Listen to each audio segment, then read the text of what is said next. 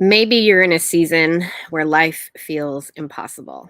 Or maybe you're in a season where it has felt impossible for a really long time and you're not quite sure how to persevere.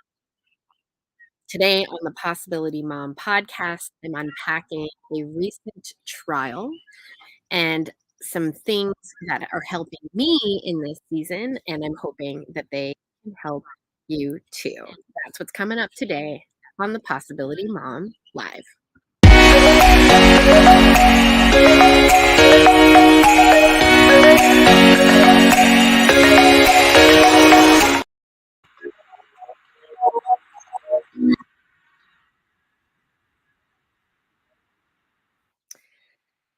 Hi.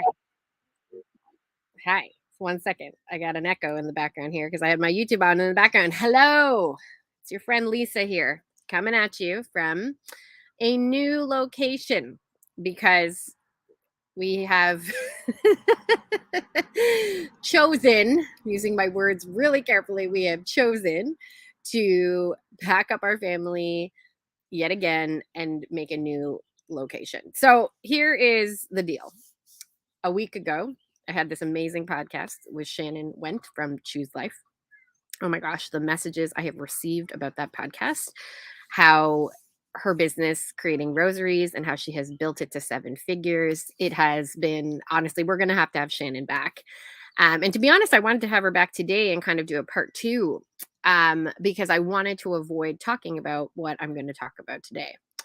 But I have learned that it is so much better to wrestle with negative emotion as opposed to run away or try to buffer from it.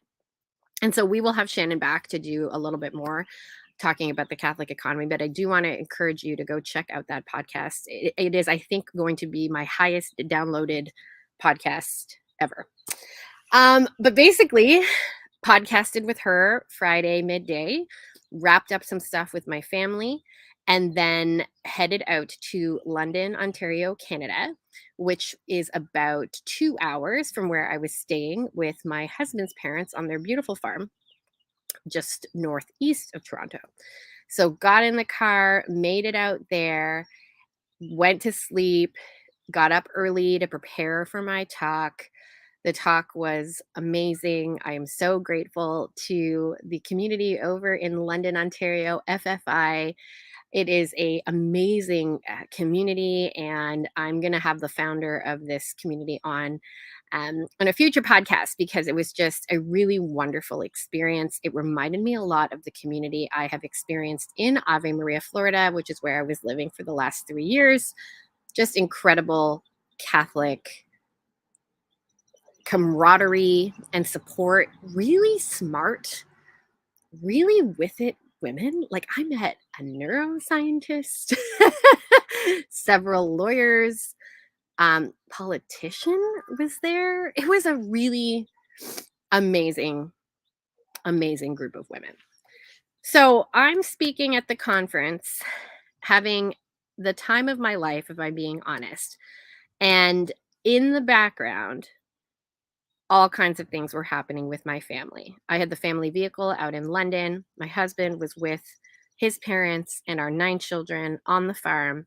And in the wee hours of Saturday morning, my daughter, my 9-year-old daughter Rose, developed an asthmatic attack. So she had a really hard time breathing. She's one of our kids where we've always got to kind of look at her lungs. She has been hospitalized as a toddler and as a small child a few times for breathing.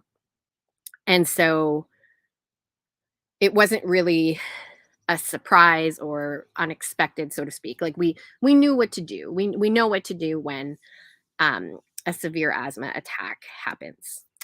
And so my husband, in the very, very, very wee hours of Saturday morning, took my in-laws' vehicle, the only vehicle at that location, to a local hospital. We are in the country, like rural, northeast of Toronto, went to a more local hospital. As soon as they finally saw her, I thought this was going to be a steroid treatment because that's what's happened in the past, steroid treatment, and then she's on her way home. They ambulanced her to a larger hospital east of the city because she just was simply unable to breathe on her own. So it became a multi day hospital stay for my sweet girl. There was an interesting, those of you who have experienced this with kids, even when it is non life threatening, like even when it is, like this was not terminal, but watching your child struggle to breathe is so, so challenging. And then, of course, I was in London, Ontario. My husband was in Peterborough, Ontario. These are, if you look at a map of Ontario, these are pretty far apart. And so we had to figure out how to get the vehicles, yada, yada, yada. All this to say, it's been such a week. And then I asked the doctor straight up, what do you think this is? Like, what caused the asthma attack? And we established, like, it is something environmental to the farm. We're going to do some allergy testing to, figure that out. But long story short, we knew we had to move our family fairly rapidly somewhere else. So I am now in our new location. I just want to share with you what I'm looking at. Look at this. Those are beautiful ski hills. So now I am northwest. I'm like, where am I in the world? I was northeast of the city. Now I'm northwest of the city.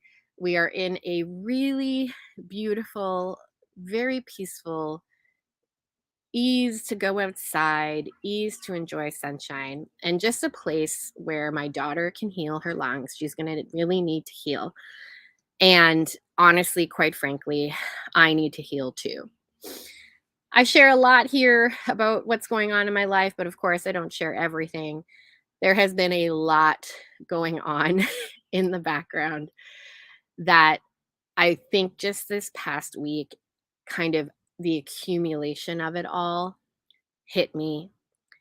And I want to process a few things. I hope this is the kind of podcast that helps you if you're in a similar time of trial when you feel like it's impossible to go on. I hope this is the kind of podcast that you pop in your earbuds when you just need some encouragement, when you need to hear somebody knows like what it's like to struggle and suffer, particularly with children. I think that's the hardest part for me. Like my husband and I have been talking about this a great deal. If it was just him and I going through a trial, it's just him and I to worry about. But when you've got little people who, of course, are asking questions, who, of course, have all of their own emotions, and of course, need to be fed, bathed, cared for, like life does not stop when you have children. It does add, of course, this extra layer. So I'm hoping that this is the kind of podcast that is a practical resource, but also one of empathy, support, and encouragement. And so I'm going to unpack some of the mental, physical, emotional, and spiritual things that I have been turning to that have been helping me. I want to encourage you to really, I'm going to save the spiritual one for last because that's the one that has been the most eye-opening for me.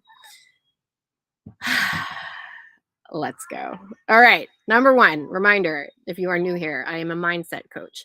I'm a certified mindset coach, which means that I understand how our thoughts impact our emotions, which then impact our actions. But of course, it doesn't matter if you're a mindset coach. I feel like all of my training, all of my repetitions, all of the drills, all of the countless hours I've coached other people in, it can fly out the window, of course, when you are in your own moment of stress. And so these are reminders for me. Spoiler alert, you have heard me say this if you are a longtime listener. I create this content often for myself because I need these reminders myself. So number one, mental, focusing on the present moment and literally the next right thing. I am a choleric, through and through. My choleric tendency, these are the temperaments, my choleric temperament loves to plan because planning gives me a sense of control. And so part of all of this has been very stressful for me because I want to know the entire plan. Where are we going to go? It was very stressful for me to not know where we were going to go. I mean, I think it'd be stressful for anybody, but particularly for my need for control, very stressful. Even just like the day to day of this, the day to day of her care, the day to day of I've got some stuff that I really need to take care of for my own mental and physical health. All of that planning and controlling has my strategic brain has been in overdrive, and I really believe I'm being invited to calm the heck down and to not plan. And so it's been very, very helpful to just focus on the present moment. How do you do that when you are a planner? It's a choice. It's as simple as that. It's a choice. So instead of me thinking 5 days ahead, 5 miles ahead, how am I going to do this? How am I going to do that? How am I going to work? How am I going to, manage things in this new location? I literally just think, what are we going to eat for lunch? And I focus on lunch. What am I going to do after lunch? When lunch is done. You know what I mean? Like, what are we going to do after lunch? Okay, we're going to take a walk and go to the park because it's a beautiful day. Now, I can hear the fellow cholerics in the back saying, that's unsatisfactory to me. I need to plan. This does not mean you don't plan in advance. Like, I obviously have to think about what I'm doing next week. We rescheduled my Craft Your Six Figure Business Blueprint to next week. So the fun news is you can still sign up for that. So I obviously have to think about some of the things that are happening next week. So we're not meant to not use our faculties, not use our intellect to be able to plan. But this planning, if it's causing you stress, then you have to kind of just like, I almost think of it like a file. I'm like, okay, these are all the things I need to do next week. And as soon as I start to get to this mode of how am I going to get this all done? How am I going to get the energy? How is this going to be sustainable? How's my husband going to do with all this? How are my kids? As soon as I start that spiral, I just take the folder mentally and I put it over here. And that is enough of a shift for me to just be like, okay, we're going to just focus right here. Like, we're just going to focus on the file in front of me, which does not include any of the stuff that's happening next week. So, number one, focus on the present moment and literally the next right thing. I'm going to do the next right thing. This is Frozen 2. Like that song in Frozen 2, do the next right thing, is my mantra right now. The second mental hack that has been helping me right now is finding the evidence of how I can trust the Lord. This is a strategy that I utilize with my coaching clients often. I coach a lot of women in business, I coach a lot of women in life and motherhood. And this is a very common thread around, how can I be certain that this is going to be successful? How can I be certain that I'm not messing up my kids, et cetera, et cetera, et cetera? Here's the reality. You cannot be certain. But what you can do is look for evidence in your life of how you have trusted the Lord in the past. I recommend to my clients to literally have a note on your phone if you want. Like, have a running note that you just keep open and you add to it. I have a photo album on my phone called Trust the Lord. And it's like pictures and quotes and moments from my life that I remind myself of. So, for example, we were just a few days after giving birth to my 3-year-old Colleen. We were right back in the hospital with RSV. That was another moment where I was like, how are we going to get through this multi-day stay? But I now have evidence. She is a very wild and exuberant 3-year-old. I have a lot of evidence that we made it and continue to make it and can trust the Lord. So that's just one example. I am sure if hard pressed, you could sit down and write a ginormous list of all the ways that you have experienced in the past the Lord showing up big time and where things made sense after the fact. So make that list, keep it somewhere physical, write it out on paper. and then go and give your brain all this evidence. I work with a lot of people who have experience in the US military. I have some beautiful women who studied at West Point. One of my friends and mentors, Matt Ingold from Metanoia Catholic, he was an instructor at Quantico. So I've got all these people in my life with military experience. And part of their training is how many countersurgents, forgive me, counter people you need for the bad guys. This is a very very layman's terms explanation. And the what they teach in the U.S. Army is it's a 3-to-1. You need 3 good guys for every 1 bad guy. A similar approach can be applied to our thoughts. You need tons of thoughts to inform you that you can trust the Lord right now. So find them, name them, claim them, scream them from the rooftops, share them with people, and help those thoughts to be your counterinsurgents to the thoughts of, oh my gosh, we're not going to make it. All right. Forgive me that I absolutely butchered a bunch of military terms. Moving on to physical. This is just straight up practical. I am drinking so much water. There have been all kinds of studies on how much water can help anxiety levels, can help just your general health. And so I basically empty this huge Stanley. How many ounces is this Stanley? I have no idea. It's a lot.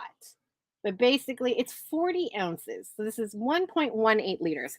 I just fill it, drink it, and I fill it again, and I keep drinking it. I don't know how many I go through. Honestly, if I were to guess, I think I'm going through 6 a day. And it has been so helpful. It forces me to pause. It forces me to just like have literally a moment of mindfulness as I'm sipping my water. And I'm just keeping that going all day, every day. The next thing that is so helpful is being out in sunshine. So I am out here on the patio of this adorable rental. I've got ski hills in the background. I've got sun above me. I'm trying to get as much outdoor experience with my children, walking, being present as possible. And again, what this does for me is helps me stay in the present moment and not be so concerned about what is coming next. So lots of sunshine and lots of walking. And then the third physical thing that's been helping me so much is getting dressed and putting on my makeup every day. I'm pretty sure I've done that almost every day. There might have been 1 or 2 days in the last 7-ish days where I didn't. And I just feel better. It's interesting. I texted my dear friend and coach, Erin Ingold at Metanoia, and I asked her this question. I was like, our thoughts create feelings, but when I put on makeup and get dressed every day, I 100% feel better. And so a mindset coach would say that's a circumstance informing your emotion, not a thought. But it was interesting. We were going back and forth. And she was like, yeah, but like when you look in the mirror, you have a thought. Or when you physically take care of yourself, when you physically put on a face mask, put on a bright lip, put on actual clothing, you are thinking a thought, I feel better. And that is causing a positive emotion. And it's an interesting time in my life to be reminding you of things like this. But there are so many of you who support my family via Beauty Counter. And so I do feel compelled to share with you that it is currently friends and family. And that is this like insane sale that we have twice a year. And so I just want to make sure, especially those of you who shop with me regularly, do not miss out on this promotion because many things are going low inventory. And so this is your quick PSA. This supports my family in such a huge way. We're going to talk about that a little bit more later. This supports my family in such a huge way. And so if you are looking for a similar pick-me-up, this might be an amazing time for you to save up to 25% off. And it just feels better. I don't know. Like when I'm not in my pajamas, I feel like I can answer the door. I feel like I can, like just take a spontaneous trip out and do the normal things that would normally give me life, give me energy. And so I recommend you try it. I recommend, maybe makeup isn't your thing. Maybe it's earrings. Maybe it's getting your eyebrows done. Maybe it's a bright lip like me, but do something physical for yourself that will support you mentally and emotionally. All right, that is the physical. Let's talk about the emotional before we talk about the spiritual. Emotionally, I have learned that I try to avoid negative emotions as much as possible. I am also very sanguine. So, of the temperaments, I'm choleric, but I'm also very sanguine. So, that means I love fun. I'm motivated by fun. I do not like when my melancholic husband brings up things that are bad and sad. I'm just like, ugh. So I have a tendency to avoid negative emotions. And what I have learned that has been so, so, so, so helpful. Oh my word, so helpful is to just feel the feeling. Don't run from it. Don't hide from it. Don't pick up your phone and try to buffer and look at social media and distract yourself from it. Sometimes you just got to sit in the muck and feel it. And trust me, it is so much better for you. I'm currently working with a beautiful therapist named Virginia who is taking me through a modality of therapy called internal family systems. I cannot recommend it anymore than like it has been so helpful and so healing. And a big part of internal family systems compared to other types of therapy I've done in the past. So I've done just your normal quote unquote cognitive behavioral therapy. That's really the only kind. I've done counseling, so counseling is a little bit different.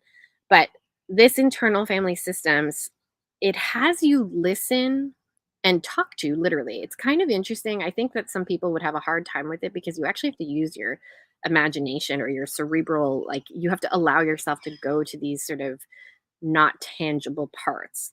But you're talking to parts of yourself. You're inviting parts of yourself that are feeling big, intense feelings to have their voice known. You're literally having a dialogue. And I have had some incredibly healing, powerful moments. I want to share one of them with you. And it's a result of making time and space for these feelings. So there's been a lot going on. Like I said, I share lots here, but not sharing everything for obvious reasons. There's been a lot that we've been kind of dealing with in the background since we have returned from Ave Maria to Toronto, Canada. And she had me talk to this part that really felt like she had to wear a lot of armor and protect me, like a lot of it.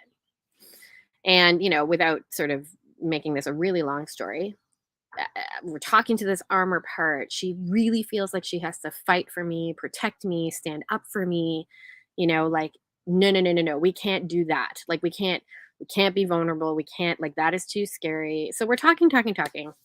And my therapist asks me, do you think she could take the armor off? And after like a lot of dialogue and literally like a lot of talking, this part of me in this therapy session was like, okay, I'm going to take it off. And she took off the armor. And of course, imagine like armor. It's heavy. It's kind of ominous. It's hard, it's physically very hard. She took off the armor and she started walking. And I heard the voice of God in that moment say, Lisa, I've been waiting for you to take it off. I've been waiting for you to take it off and trust me. That powerful encounter with the Lord would not have happened if I had not made space for these really negative, challenging emotions. And so I just want to encourage you, there's lots of ways that you can make space for emotions. You can talk to a friend who you know is just going to listen and not judge you for the emotions. You can journal about your emotions and simply allow yourself to process and free flow. You can talk to a coach or a therapist to process these negative emotions.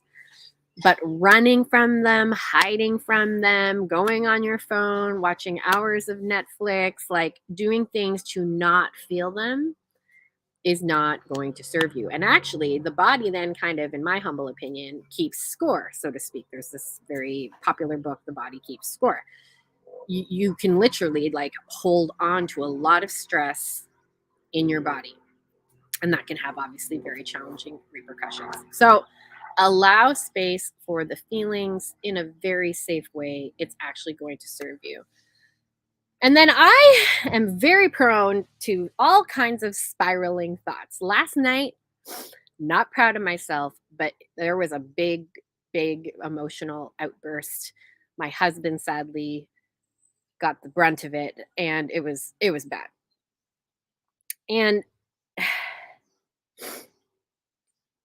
trust me when I say I'm pretty gentle with myself now. So I'm not worried about any of that stuff. Like I can be very gentle with myself. I can be very, very, very hard on myself, but I can be gentle with myself. So, I can take that emotional outburst with my husband and be like, okay, Lisa, you've been under a lot of stress, under a lot of challenge, forgive yourself for that. So I've gotten better at that. It's still hard, but I've gotten better at that. But when you do go to these spiraling, super not helpful emotional spots, what I find really helpful is again, go back to the thought that you're thinking. So last night, in this emotional outburst with my husband, I kept saying, I'm so overwhelmed. I'm so overwhelmed. And then eventually, not in the moment, which was the problem, it was after the fact, but that's fine. But I was able to really just take that thought and be like, is this really true? Like, am I really overwhelmed? And yes, you could say that like a good portion of me was really overwhelmed. But I was also kind of like, this statement is not helping me. Like when I would say it, it would cause me to feel overwhelmed. And then it would cause me to spiral think. And the results of spiral thinking, no bueno. So then I was just like, how can I rephrase this thought to give myself a bit more of an emotional shot, so to speak? And I just simply said, I'm overwhelmed right now, but in 5 minutes, I'm probably not going to be. That was a much better thought than the sad downward spiral that I'm so overwhelmed, I'm so overwhelmed, I'm so overwhelmed got me in. Again, I'm not trying to dismiss the fact that we can sometimes legit be overwhelmed, but it's so helpful to ask the question, is this a helpful thought for me? Or is this actually not serving me very much right now? Go back to the original thought. And if you can in the moment, interrogate it, put it on the stand, ask it a bunch of questions, figure out how true it is. And if, like me, you have an emotional outburst as a result of the thought, do it later. Like just give yourself the space to process that thought later, because you bet you believe it, all evening last night I stopped thinking that thought, and it was so much more helpful to have a peaceful evening with my family. And then when I woke up this morning, I kind of wanted to think that I'm so overwhelmed, but I was like, oh wait a minute, I'm actually like pretty good right now. Like we're actually pretty good. Nothing's actually even happened. Sometimes our thoughts are habits. Sometimes we just simply develop habits. And this brings me to the spiritual. And this is the massive truth bomb that I want to share with you in this podcast that I really hope helps somebody in addition to myself. And that is accept help as a way of feeling God's love. So I just said thoughts can become a habit. Like you can become habitual, obviously, in the way you think. What is so beautiful about neuroplasticity, what's so beautiful about the brain, and what is so beautiful about my mindset coaching that I've learned is thoughts are optional. It's so important to remember that thoughts are actually optional. They can feel not optional, but you actually have agency over how you think. I have developed thought patterns around needing to be able to do things myself, all on my own, that I have to be self reliant. And one of the things that I coach a lot of women in is this statement: if you chose to have so many children, you should be able to take care of them yourself. I've coached a ton of women on that thought, but I'll be honest with you, I kind of believe it for myself. I have thought habits. I have habits of thinking that are deeply, deeply, deeply, deeply wired in me from just years and years and years of thinking them, that I should be able to do everything on my own. And what I think this experience has sort of taught me the most is that accepting help is a way of feeling and experiencing God's love. When I started sharing on social media what was happening, a friend of mine, who I know in real life in Toronto, shared with me, "What can I do to help?" And I just messaged back and said, "Honestly, if you were closer, I would say please drop off food to my family." And then she was like, "Oh, how far are you? Like, I'll come and drop off food." And I was like, "No, I'm like really far." Like, Peterborough is pretty far from Toronto. And she was like, "Okay, well, then let me just send you some delivery. Like, let me send you an Instacart or an Uber Eats gift card." And I was like, "Oh, yeah. Like, why not? That's like the same thing." You know, it was funny. I was kind of like happy to accept the help if it was like, oh, she cooked it, and then I'd be able to see her and whatever. Like, for whatever reason in my brain, that was like acceptable. I could accept help that way. But in the absence of being able to do that because of distance, I had a really hard time with her sending me a gift card. I think because of the money attached to it, I just felt really funny about it. But basically, she kind of wouldn't take no for an answer. And I just was like, this would be really helpful. Like, one less thing to worry about. Like, preparing a meal right now would be one less thing to worry about. And so I accepted the help. And she said something back to me that just was so beautiful. She said, "The burden can be lighter when we share it." And I don't, again, it's habitual for me. It's so habitual for me to think that I can do everything on my own, that I should be able to do everything on my own. But sharing the burden has been enormously helpful to me. Enormously helpful. And not only in the practical sense that, like, I don't have to prepare a meal because of that generous gift, but my friend gets to exercise charity, hospitality, and love. And then I get to feel God's love through the love of someone else. And, one of the things,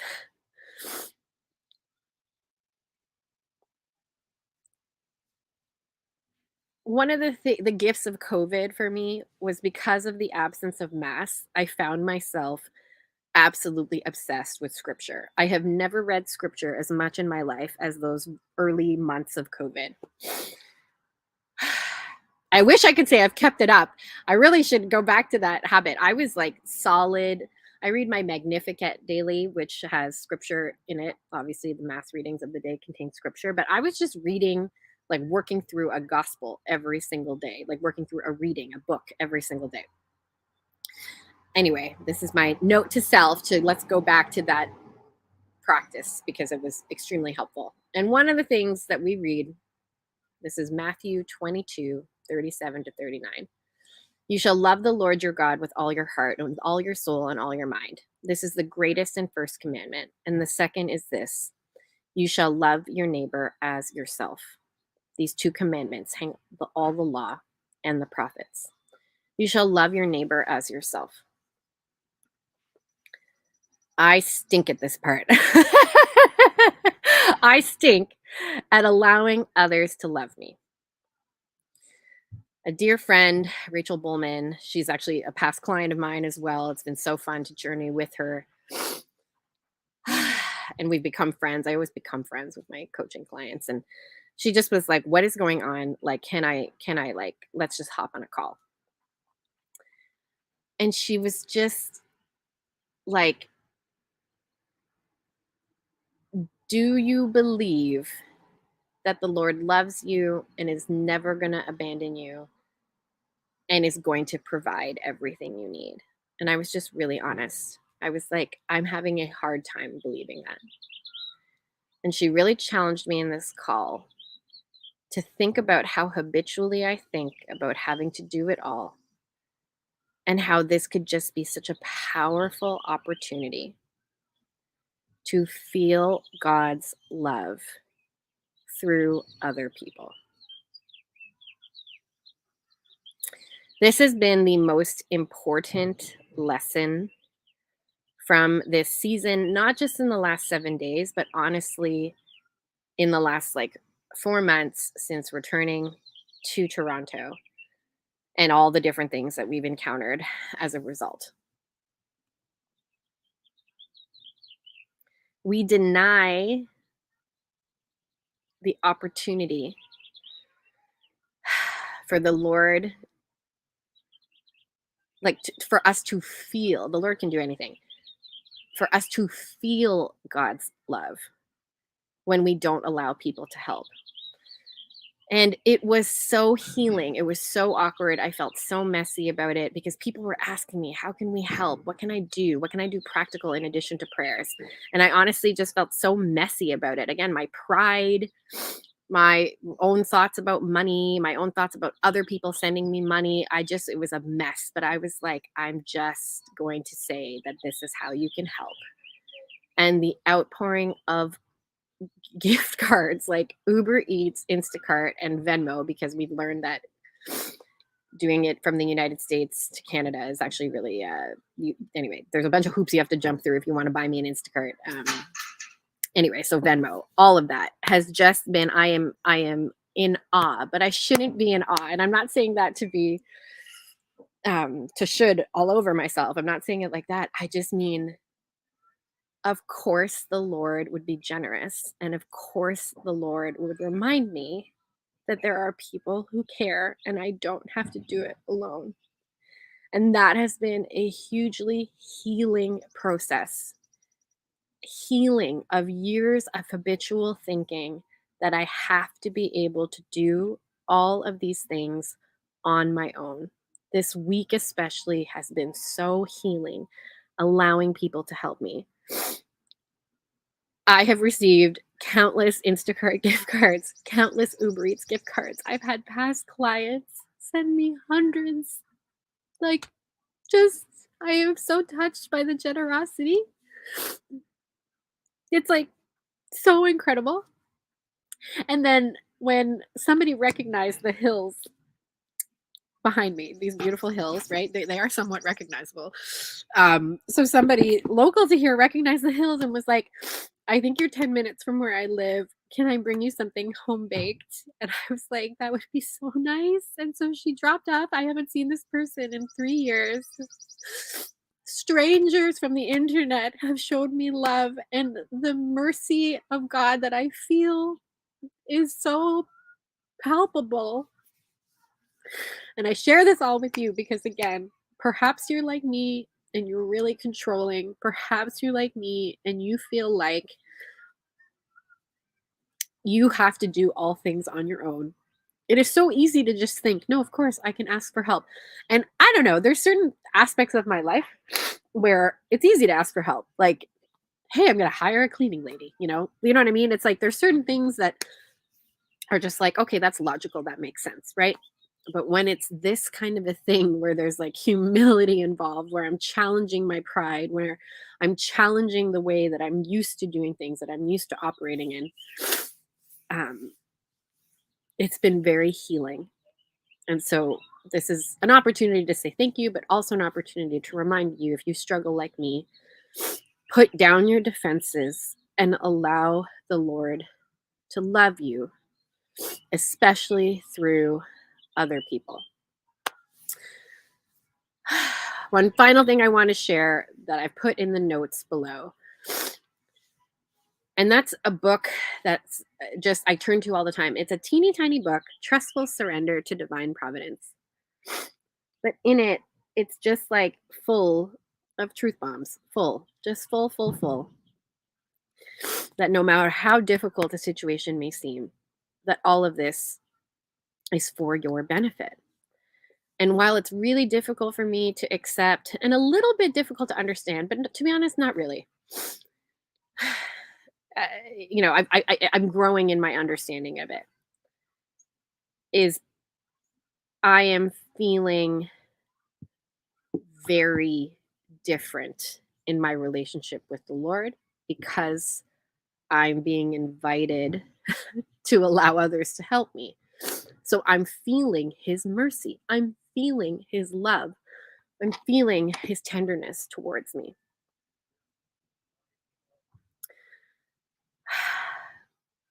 There's a quote by a French author, Rachel Bullman. She texted this to me this morning. Jean de Vitrou, l'ami qui souffre se fait une ingère. And oh gosh, I did 16 years of French, everybody. 13 years of French. Injure à l'autre. L'ami qui souffre se fait une injure à l'autre. In English, the friend who suffers alone insults the other. So, this is the PSA. If you struggle like I do with accepting help, accept it. This is also the PSA. My friend Liv Harrison did a whole story about this yesterday. She's in a time of personal trial as well. And she shared how some friends did something really nice for her recently. This is also your PSA. If there's somebody in need and you're feeling that urge, go ahead and do it. Because the exercise of mercy and love that then is created on both sides of the equation is so beautiful. The friend who suffers alone insults the other. I hope this podcast was helpful to you. I hope that this is the kind of resource you'll come back to when you need it. I hate to say, but it's just reality. I've done a lot of podcasts like this. I have quite a few. I should probably make a suffering playlist over on my YouTube because there are quite a few. So if you are interested in other thoughts, I do have several interviews. Kristalina Everett and I did one on suffering that was really, really beautiful too. And so just again, this is my heartfelt thanks for all of the gifts, all of the ways that you've shown me love, you've showed me mercy. I sign my emails often to my list, always in your corner. And I'm just grateful that you have been in mine. Thank you. Thank you, Black Widow Row on YouTube. This message is so good. Thank you so much for this. To Christine Collins, I found that accepting help has helped me identify with people who have to accept help. Those who I've helped during my life. Hi, Hope White. I'm glad that you have noted this book. And Women Created and Called. Yes, the Lord has been waiting for me to put down my armor and just let him shower me with love. So I'm in a season of healing. This is a season of healing for me, to just let the Lord love me. I'm in a season of not thinking too far ahead. I'm in a season of sort of living in the balance, so to speak, of my love for planning, my love for strategic thinking, but as well as trusting the Lord with all of it. And of course, I want to mention we have rescheduled, speaking of planning, we have rescheduled my Craft Your Six Figure Business Blueprint, originally scheduled for this week. It is rescheduled to next week. And so if you are curious about what it can look like to have a business where you can do things like this, pivot when needed, put your family first, and truly a business that allows you flexibility to invest in the things that matter most. The link to sign up, you've still got time, is right in the description of this podcast. Thank you so much. I'm so grateful. Again, words are inadequate right now. They feel inadequate, but please accept them. I it's just been countless. I'm incredibly grateful to all of you, and we will see you on the next